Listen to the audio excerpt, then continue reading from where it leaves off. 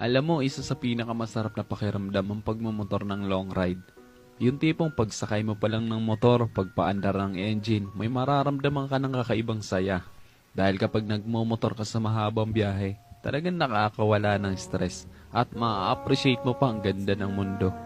Yung tipong habang nagmumotor ka, masasabi mo na lang sa sarili mo na, wow, ang sarap palang mabuhay. Ang ganda pala ng mundo.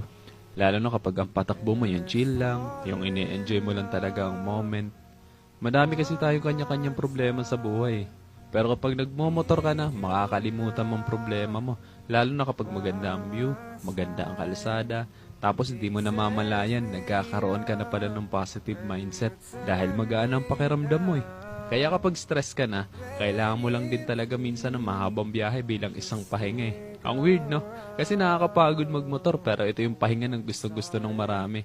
Pero sasabihin ko sa'yo, hindi katawan ng napapahinga kapag ka nagla-long ride ka eh. Kundi yung utak mo. Kundi yung sarili mo mismo. Kaya deserve mo rin mag-enjoy. Deserve mo makarating sa magagandang lugar. Deserve mo ng bagong experience. Ng bagong kwento. Ang buhay ay isang mahabang biyahe. Madami kang pagdadaan ng iba't ibang uri ng kalsada. Malubak, mabuhangin, madulas. Kailangan mo lang din talaga maging maingat.